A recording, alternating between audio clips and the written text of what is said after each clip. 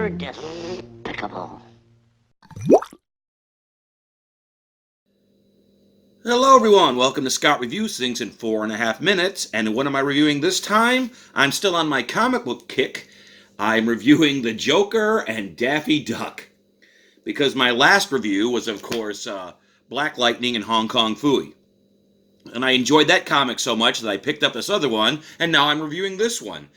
To start off, I am really surprised how violent this comic book is. I was surprised that Warner Brothers would allow the Daffy Duck character to be in such a violent comic book. I thought they may have toned down the Joker to fit, the Daffy Duck persona, if you will, but no.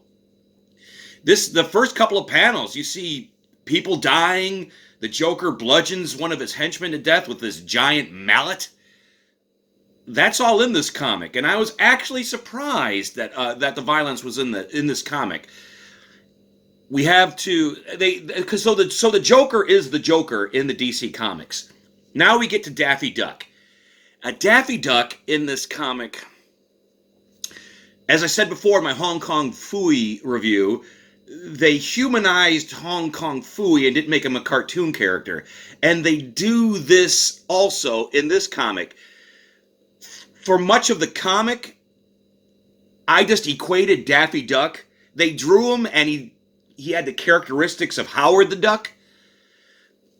So Daffy Duck didn't have the silliness and the buffoonery that he had in the Warner Brothers cartoon. Now he becomes a henchman to the Joker in this comic, and it's just... So the thing is, Daffy Duck doesn't want to be killed by the Joker, so he convinces the Joker that he's one of his henchmen. And then Daffy Duck starts helping the Joker, and then the Joker starts killing people, and then Daffy Duck realizes that the Joker is a bad guy, but the reason that he's in the gang is because Daffy Duck saw him kill one of his henchmen, and now he's just realizing he's a bad guy? I don't know. It's a surreal comic. Batman's in the comic. Batman makes an appearance in this comic. They draw the Joker like the Joker from the comic books, but they don't draw Daffy Duck like Daffy Duck in the cartoon, and I've always had a problem with this. I've always had crossovers. Archie versus the Punisher. I reviewed that one. They did it right. The Punisher looks like the Punisher from Marvel. Archie looks like Archie from the Archies. They're not drawn the same way in the same universe, and I think that's how it should be done. I think one character should represent DC and one character should represent Warner Brothers, and if they bring them together, they should bring together the qualities that each of them have from each of their realms, instead of making it all...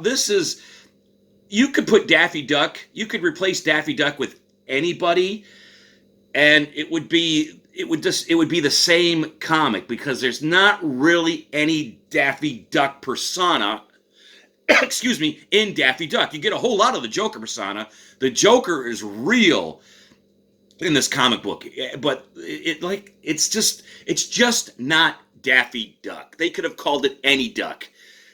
Donald Duck, Donald Duck Dunn. It could have been anybody.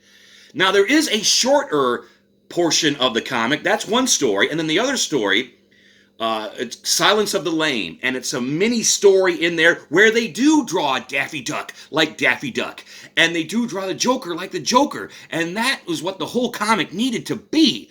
The whole comic needed to be that way. The first story takes itself way too... They play it completely straight.